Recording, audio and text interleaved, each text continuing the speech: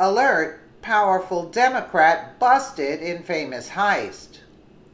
The infamous story of the Awan brothers is without a doubt one of the most jaw-dropping scandals in American politics this year. However, since this happened to take place in the Democrat camp, the mainstream media is largely ignoring this story in favor of whatever current news piece that can be twisted to suit their anti-Trump bias.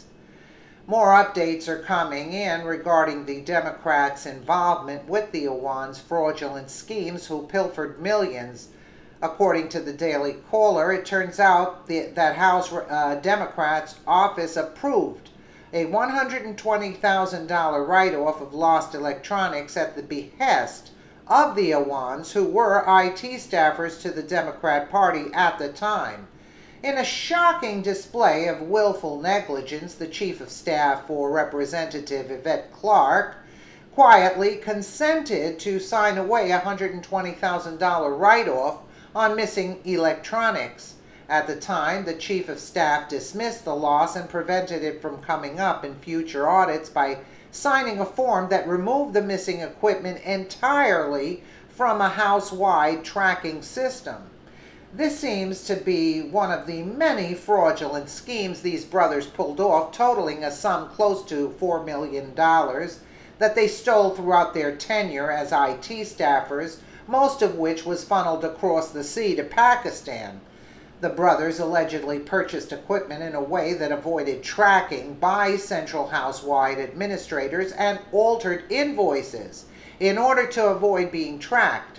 The result meant that it was difficult for anyone outside the office to notice if the equipment disappeared.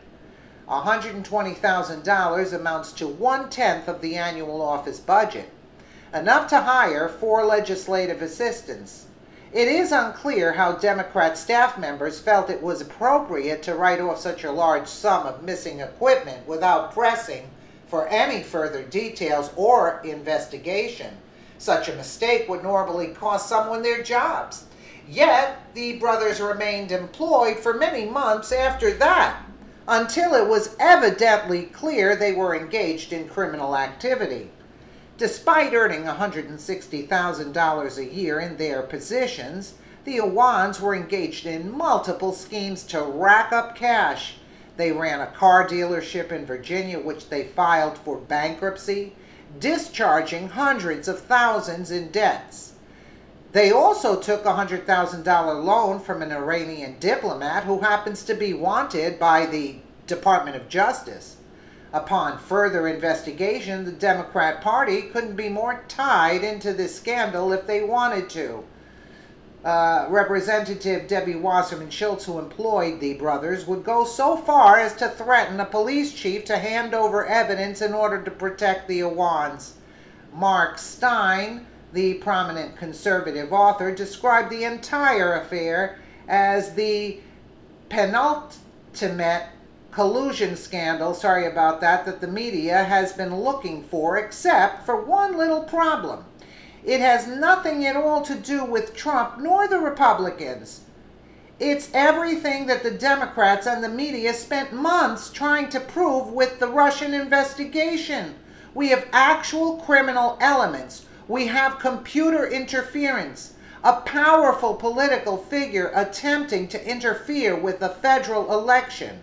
In other words, everything that they have been looking for in the Russian investigation and failed to find is actually staring them in the face, said Stein, according to Fox News. That's exactly why the media won't cover this massive scandal. It doesn't fit the narrative they've been peddling to their audiences. Trump isn't the one who is in collusion. Those looking for evidence of collusion should look no further than this story.